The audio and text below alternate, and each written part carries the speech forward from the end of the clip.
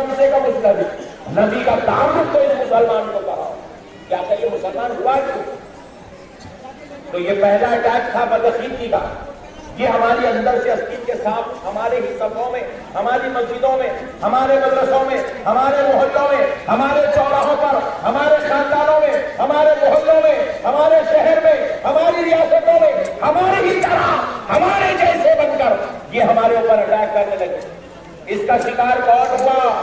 علم دین جاننے والا نہیں، ان کا شکار ہوا جہالت رکھنے والا، ان کا شکار ہوا قرآن حدیث سے دور رہنے والا، ان کا شکار ہوا علماء کی صحبت سے نہیں اختیار کرنے والا، ان کا شکار ہوا پیران کامل کی صحبت میں نہیں بیٹھنے والا، ان کا شکار ہوا بدعقیدگی کا شکار ہوا وہ جو جاہل تھا، وہ جو شرابی تھا، وہ جو جواری تھا، وہ جو کبابی تھا، وہ جو برا تھا، وہ جو زنا کے قریب تھا، وہ ان کا شکار ہوا جو ہے ہر گناہ کو اپنے سے اپنانے کے اختیار تھا۔ تو بدعقیدگی نے اس کو اپنا غلام بنا لیا۔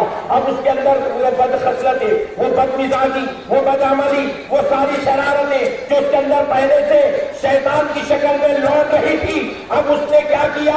داڑھی تو چھوڑ لیا، ٹوپی تو پہن لیا، گھٹے تو آ گئے، کرتا تو آ گیا، پاجامہ تو آ گیا، لیکن دل میں عشق مصطفیٰ نہیں آیا، بلکہ وہ بے ادبیوں کا مرکز بن گیا، گستاخیوں کا مرکز بن گیا، ضلالتوں کا مرکز بن گیا، شرارتوں کا مرکز بن گیا۔ تو یہ پہلا جہالت کی پہلی وجہ کیا بنی؟ عقیدہ خراب ہو گیا، ایمان ہاتھ سے نکل گیا، بس اچھے برے کی تمیز ختم ہو گئی، نبی اور آل نبی کا احترام دلوں سے ختم، اصحاب نبی کی محبت دلوں سے ختم، علماء کا ادب دلوں سے ختم، قرآن و حدیث کی تعلیمات دلوں سے ختم، سارے دین سے توڑ کر اس کو صرف ایک کتاب کا غلام بنا کے رکھ دیا گیا۔ اب وہ نالائق جہاں جاتا ہے دنیا میں وہ ایک کتاب لے کے پھرتا ہے، سمجھتا ہے یہی قرآن کتاب ہے، یہی حدیث والی کتاب ہے، یہی دین والی کتاب ہے، یہی اسلام ہے، یہی دین ہے۔ یہ جہالت کی وجہ سے پہلا اٹیک ہوا۔ تو ہمارے علماء نے کہا کہ اب اس قوم کو جہالت سے بچاؤ، اس قوم کو نبی کا ادب سکھاؤ، اس قوم کو اہل سنت کی تعلیم بتاؤ، اس قوم کو اسلام کا مقام بتاؤ، اس قوم کو خدا و رسول کے احکامات سناؤ، تاکہ یہ قوم ان کی ضلالت و شرارت سے محفوظ رہ جائے۔ یہ ایک ہوا۔ اب اسی جہالت کی وجہ سے، دین کی دوری کی وجہ سے، مسجدوں کو نہ آنے کی وجہ سے، علماء کی صحبت میں نہ بیٹھنے کی وجہ سے دوسرا اثر کیا ہوا؟ ہم میں اتنی تمیز تک نہیں رہی کہ ہم اپنے آپ کو بچا سکیں، اتنی تمیز تک نہیں رہی کہ ہم اپنے آپ کو بچا سکیں۔ آج ہماری بیٹیاں غیروں کی گاڑیوں پر بیٹھ کر ان کی جرم کر رہی ہیں۔ آج کیوں ہو رہا ہے کہ اتنا بدترین وقت مسلمانوں پہ کیوں آ گیا کہ ایک مسلمان اپنی بہن کی ایمان کو نہیں بچا سک رہا، ایک مسلمان باپ اپنی بیٹی کی حفاظت نہیں کر سک رہا، ایک مسلمان ماں اپنی بیٹی کو دین کی تعلیم نہیں دے سک رہی ہے، اللہ رسول اس کو نہیں بتا سک رہی ہے، ایک ماں اپنی بیٹی کو جہنم میں جانے سے نہیں روک سک رہی ہے، ایک باپ اپنی لخت جگر اپنے نور نظر کو مرتد ہونے سے، کافر ہونے سے نہیں بچا سک رہا ہے۔ وجہ کیا ہے؟ وجہ بس اتنی ہے، مسلمان دین سے دور ہو گیا۔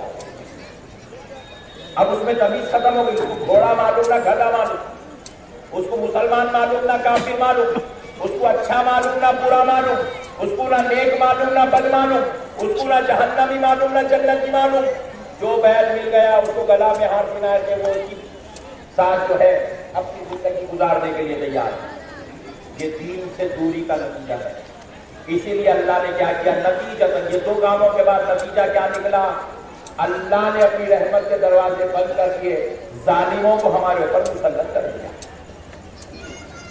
ظالموں کو مسلط کر دیا۔ ہمارے پاس بہت آسان ہو گیا ہے مسلمانوں کے لیے، بہت آسان۔ کیا؟ کسی بھی لیڈر کو گالی دینا، کسی بھی لیڈر کو گالی دینا ہمارے پاس بہت آسان ہو گیا۔ کسی بھی چیف منسٹر کا نام لو، ہمارا مسلمان گالی دینے لگ جاتا، پرائم منسٹر کا نام لو، مسلمان گالی دینے لگ جاتا، مسلمان جذبات میں آ جاتا، مسلمان بھڑک جاتا، مسلمان کسی پارٹی کو قبول کرتا نہیں، گالیاں دینے لگتا۔ پیارو، ان کو جو آج یہ مقام ملا ہوا ہے، خدا کی قسم یہ مقام ان کی قابلیت کی وجہ سے نہیں ملا ہے، ہماری ضلالت و شرارت کی وجہ سے ملا ہوا ہے۔ آج ضرورت اس بات کی نہیں ہے کہ تم ان کی مخالفت کرو، ضرورت اس بات کی ہے کہ تم اپنا محاسبہ کرو، تم اپنا محاسبہ کرو۔ جب قوم بے ادب ہو جاتی ہے، جس قوم کے اندر نبی کی گستاخی جنم لیتی ہے، جس قوم کے اندر رسول اللہ کی بے ادبی عام ہو جاتی ہے، جس قوم کے اندر اولیاء اللہ کا ادب و احترام ختم ہو جاتا ہے، جس قوم کو قرآن و حدیث کے تعلیمات سے دوری ہو جاتی ہے، کان کھول کر سن لو، اللہ رب العزت اس قوم کو ذلیل و رسوا کر دیتا ہے، اس قوم کو ہلاک و برباد کرنے کے اسباب اللہ تعالیٰ پیدا کر دیتا ہے۔ تاریخ اٹھا کر دیکھو، 1400 سال کی تاریخ اٹھا کر دیکھو، جب جب اللہ کا عذاب آیا، خدا کی قسم صرف دو وجہوں کی وجہ سے آیا، ایک نبی اور آل نبی کی بے ادبی کی وجہ سے آیا، دوسرا گناہوں کی کثرت کی وجہ سے آیا، گناہوں کی کثرت کی وجہ سے۔ آج ہمارے پاس گناہ سمندر کے مانند پڑے ہوئے، آج ہمارے پاس عذاب آنے کے پورے اسباب موجود ہیں، اور یہ عذاب ہی کی شکل اختیار کیا جا رہا ہے۔ آپ دیکھتے چلے جائیے، دن بھر دن ہمارے حالات، ہمارے ملک کے حالات، مسلمانوں کے حالات، ہماری معاشی حالت، ہمارا بینک بیلنس، ہماری کاروبار، ہماری تجارتیں، ہمارے معاملے داریاں، ساری چیزوں کا جائزہ لو۔ مسلمان آج سے 10 سال پہلے جس حال میں تھا، آج مسلمان اس حال میں نہیں ہے، مسلمان آج اس موقف میں نہیں ہے۔ وجہ کیا ہے؟ وجہ بس اتنی ہے، مسلمانوں کے اوپر دروازے تنگ ہوتے جا رہے ہیں۔ اسی لیے ہمارے بزرگوں نے کہا، اس قوم کو آگاہ کرو، اس قوم کو ڈراؤ، اس قوم کو خوف دلاؤ، اس قوم کو بتاؤ کہ اللہ کی رحمتیں کب آتی ہے، اللہ کا عذاب کب آتا ہے۔ اس قوم کو بتاؤ اللہ تعالیٰ کب ان سے رحمتیں چھین لیتا ہے، کب ان پہ رحمتوں کے دروازے کھول دیتا ہے۔ اس قوم کو بتاؤ، ان کو پتہ چلنے دو، تاکہ یہ قوم اپنا محاسبہ کرے اور یہ قوم توبہ کرنے پر آمادہ ہو جائے۔ میرے پیارے بزرگ اور دوستو، اب یاد رکھیے گا، آج آپ کو اس لیے نہیں بلایا گیا ہے کہ آپ کو کوئی واہ واہ کی بات سنائے، آج آپ کو اس لیے نہیں بلایا گیا ہے کہ آپ کو کوئی اس ایسے ماحول میں کوئی آپ کو خوشخبری سنائے، آج آپ کو اس لیے بلایا گیا ہے تاکہ آج آپ اس غریب کی بات سننے کے بعد آپ محاسبہ کرنے پر مجبور ہو جائیں۔ میرے پیارے دوستو، آؤ آج ہم بدعقیدگی کا پہلے محاسبہ کرتے ہیں، انشاءاللہ کل کی تقریر میں اور بھی روشنی ڈالتے ہیں۔ آج ہمارے پاس بدعقیدگی عام ہو گئی ہے، بدعقیدگی عام ہو گئی ہے، اتنی بدعقیدگی عام ہو گئی کہ نعوذ باللہ من ذالک کھلے عام ٹی وی چینلوں پر بیٹھ کر، سوشل میڈیا کے ذریعے سے چینلوں پر بیٹھ کر، موبائلوں کے سامنے بیٹھ کر ویڈیوز بنا کر پوری دنیا میں پھیلائی جا رہی ہے۔ جب ان ویڈیوز کو دیکھا جاتا ہے، کلیجہ کھول جاتا ہے، کس بات پر وہ ویڈیو بن رہی ہے؟ نعوذ باللہ، رسول اللہ کی گستاخی پر، رسول اللہ کی بے ادبی پر، اولیاء اللہ کی تعظیم کی مخالفت میں، اولیاء اللہ کے احترام کی مخالفت میں، آل نبی اولاد علی کی دشمنی میں، ارے وہ جو ویڈیو بن رہے ہیں صحابہ کے ادب و احترام کی مخالفت میں، تو ذرا غور کرو پیارے دوستو، جب قوم میں بے ادبی عام ہو جاتی ہے تو خدا کی قسم کان کھول کر سن لو، اللہ کی رحمت اس قوم پر نازل نہیں ہوتی، وہ قوم عذاب الہی کا شکار ہو جاتی ہے، وہ قوم غیظ و غضب الہی کا شکار ہو جاتی ہے، وہ قوم پر اللہ کی لعنتوں کو نزول ہوتا ہے، جو قوم اللہ اور اس کے رسول کی مخالفت پر اور ان کی بے ادبیوں پر اتر جاتی ہے۔ میرے پیارے دوستو، آپ ذرا غور کیجئے گا، ہم ایک زمانہ تھا ہم صرف 313 تھے، مگر پوری دنیا پہ غالب تھے نہیں تھے۔ ہم جب پھیلنا شروع ہوئے، حقیقت میں دیکھا جائے تو ہمارے نبی تنہا تشریف لائے، اللہ نے نبی کے ساتھ کوئی جماعت نہیں بھیجی، نبی دنیا میں آ کے جماعت بنا، نبی نے جب جماعت بنایا تو نبی نے حضرت عمر کو کلمہ پڑھا کے جماعت بنایا، نبی نے حضرت عثمان کو کلمہ پڑھا کے جماعت بنایا، نبی نے جماعت بنائی تو نبی نے 1.5 لاکھ صحابہ کو کلمہ پڑھا کے جماعت بنائی ہے۔ پیارے بزرگوں اور دوستوں، نبی تو تنہا آئے تھے، لیکن نبی نے جب کلمہ پڑھوایا تو جب کلمہ پڑھانے کا سلسلہ شروع ہوا، جب حضور مدینہ منورہ پہنچے، پہلی جنگ عظیم ہوئی جس کا نام جنگ بدر تھا، تو اس جنگ کے اندر رسول اللہ کے ساتھ کوئی ہزاروں صحابہ نہیں تھے، کوئی لاکھوں کی تعداد مسلمانوں کی نہیں تھی، وہاں پر صرف 313 کی تعداد تھی۔ وہ 313 صحابہ دشمن پر اتنے غالب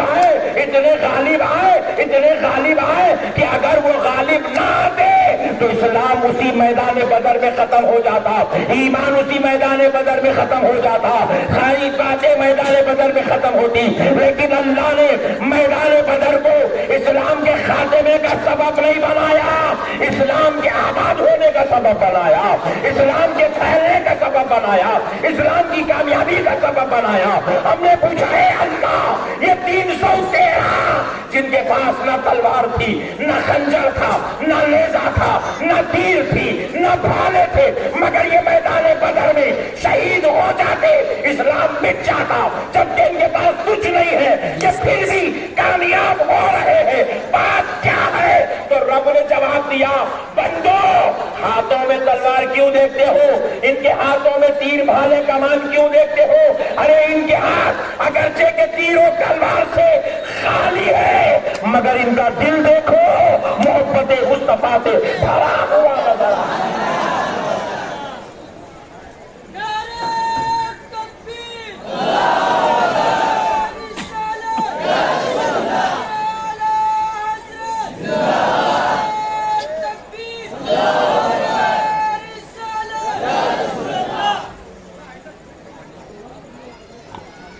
تو پیارے دوستو مسئلے کو سمجھو، وہاں 313 تھے، پوری دنیا پہ غالب تھے۔ سبحان اللہ، غور سے سبحان اللہ۔ وجہ یہی تھی غلبے کی، ان کے دل میں عشق مصطفیٰ تھا، وہ اٹھتے بیٹھتے چلتے پھرتے ذکر رسول میں رہا کرتے، وہ آتے جاتے ہر وقت آمنہ کے لال کو دیکھا کرتے تھے اور انہی کے طریقے کے مطابق زندگی گزارا کرتے تھے۔ وہ زندگیاں ان کے پاس بھی تھی، طریقے ان کے پاس بھی تھے، مگر جب انہوں نے آمنہ کے لال کو دیکھ لیا، اپنا طریقہ چھوڑ دیا، نبی کا طریقہ اختیار کر لیا، نبی کا طریقہ اختیار کر لیا۔ تو اللہ نے کیا کیا؟ بغیر تیر و تلوار کے باوجود بھی اللہ نے ان کو کامیابی عطا فرمائی، عروج عطا فرمایا، بلندی عطا فرمائی۔ مسلمانوں، نبی سے صحابہ کیسی محبت کرتے تھے، اس کی ایک جھلک دیکھو، اس کی ایک جھلک دیکھو، آپ کو سمجھ میں آ جائے گا صحابہ کس کو کہتے ہیں۔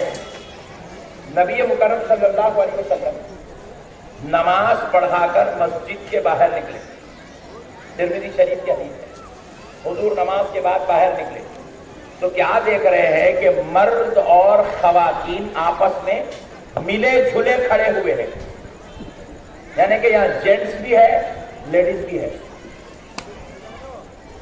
مردوں کے درمیان میں عورتیں بھی، اگرچہ کہ برقع پہن کے، نقاب ڈال کے، جسموں کو ڈھانپ کے ہے، مگر مردوں کے ساتھ خلط ملط ہو کے ہے۔ تو نبی مکرم علیہ السلام نے جیسے ہی ان عورتوں کو دیکھا کہ وہ مردوں کے درمیان میں خلط ملط ہو گئی ہے، تو نبی پاک نے کہا ہے میری امت کی عورتوں، کیا تم کو اس بات کی خواہش نہیں ہے کہ اللہ تعالیٰ جنت میں تمہارے لیے اعلیٰ محلات اور تمہارے لیے مکانات بنائے؟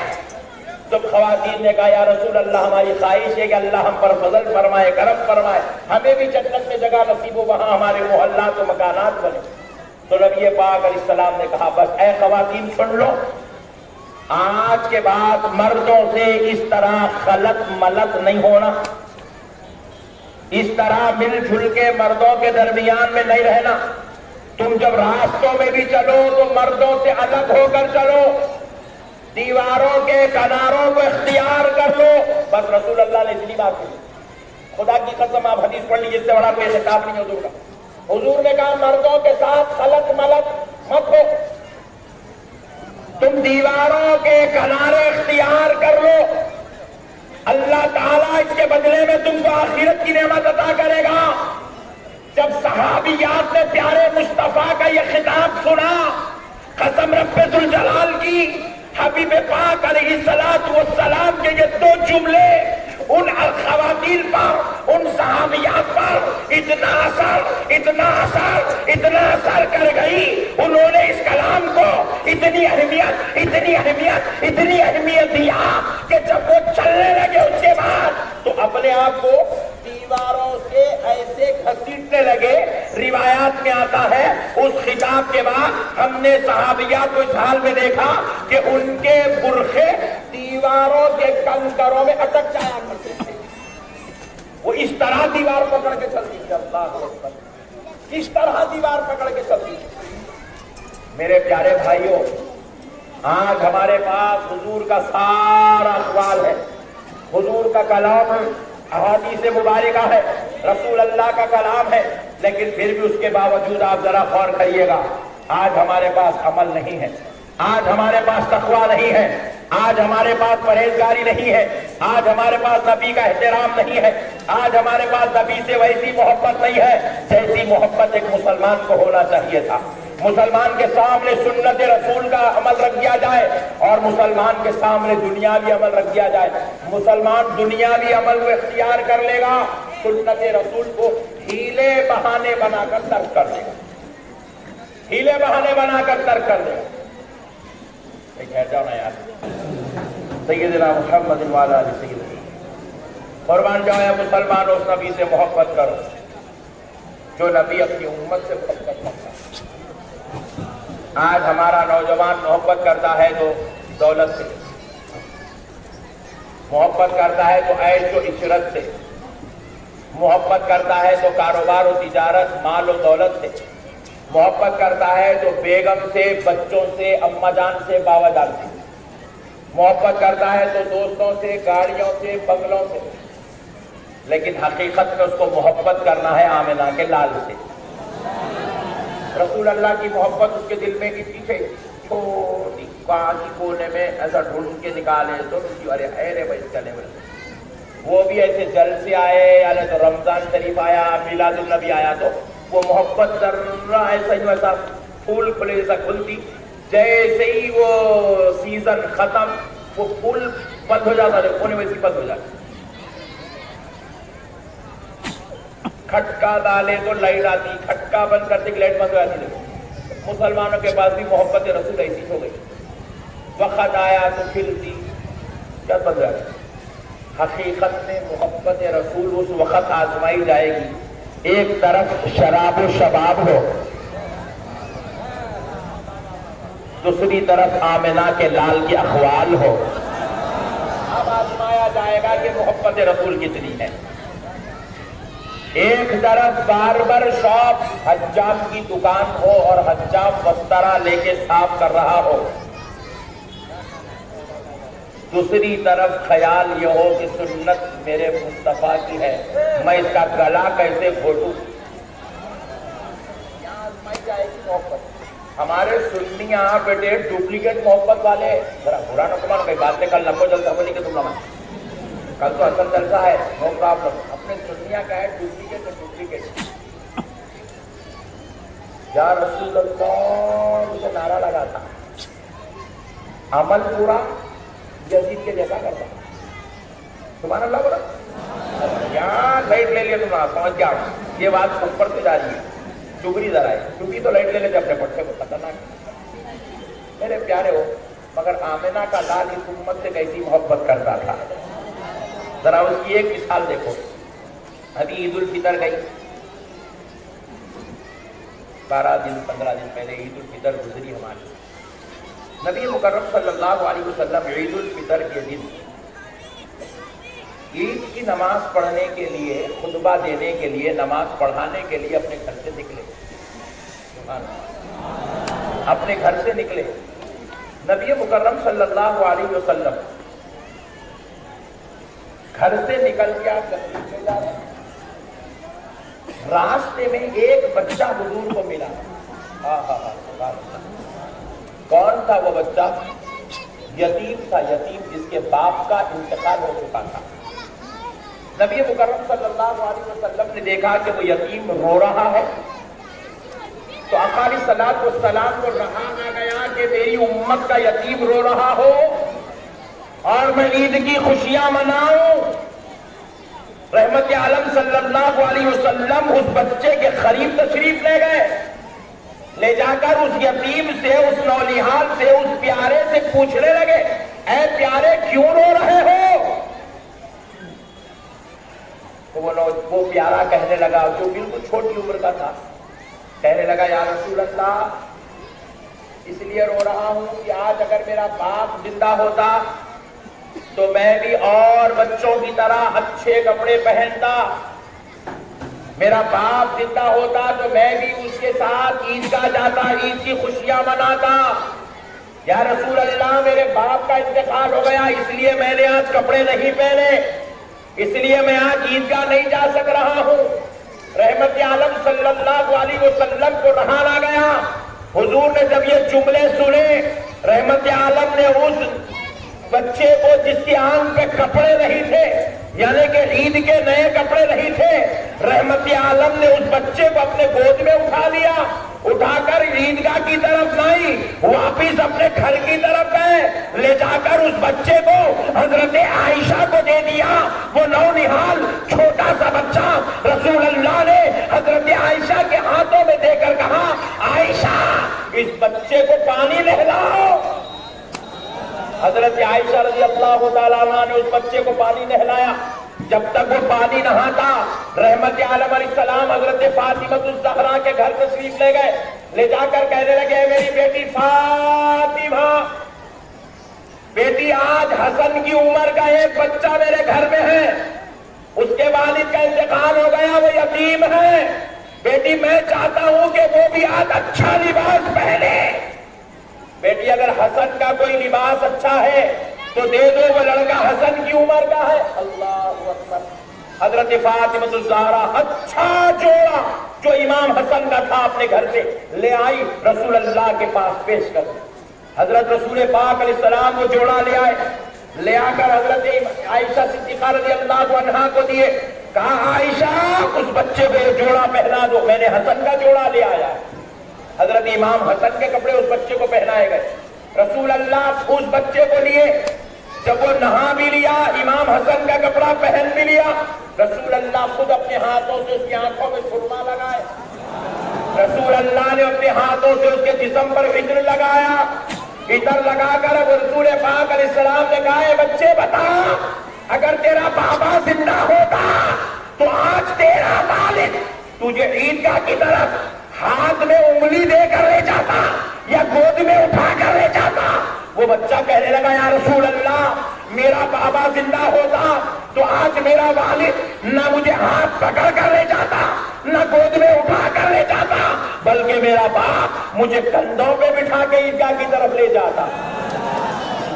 رحمت عالم علیہ السلام نے کہا, آ جا, میں تجھے اپنے کندھوں پہ بٹھا لیتا ہوں.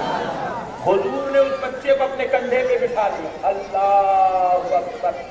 ساری کائنات کا آقا, نبیوں کا نبی, رسولوں کا سردار, اللہ کا حبیب, مالک جنت, مختار کائنات, ایک یتیم بچے کو اپنے سر کندھے پر بٹھا کر عیدگاہ کی طرف لے جا رہے ہیں, عیدگاہ کی طرف لے جا رہے ہیں. تو دوسرے جو اس کے ساتھ کے بچے تھے, چھوٹے چھوٹے بچے جو راستوں میں چل رہے تھے, عیدگاہ کی طرف روانہ ہو رہے تھے, اب جیسے ہی رسول اللہ چلنے لگے, صحابہ کا سارا جتھا, ان صحابہ کا سارا جتھا رسول اللہ کے پیچھے ہے. وہ یتیم رسول اللہ کے کندھے پہ, حضور اب عیدگاہ کی طرف لے جا رہے ہیں. دوسرے بچوں نے دیکھا تو ایک بچے نے پوچھا, آخر کیا بات ہے, اس پر اتنی شفقت, اتنی کرم نوازی, اتنی مہربانی, اتنی عطا و نوازش, آخر بات کیا ہے؟ تو دوسرے بچے نے کہا, وہ یتیم ہے اس لیے اس کے اوپر اتنی شفقت ہو رہی ہے, وہ یتیم ہے اس لیے اس کے اوپر اتنی مہربانی ہو رہی ہے, اس کے باپ کا انتقال ہو گیا اس لیے آمنہ کا لال اس پر اتنا کرم کر رہا ہے. تو اس بچے نے کہا, کاش میں بھی یتیم ہوتا تو مجھ پر بھی یہ نماز. حضور کی شفقتوں کو دیکھ کر بچوں میں یتیم ہونے کا جذبہ پیدا ہو گیا. اللہ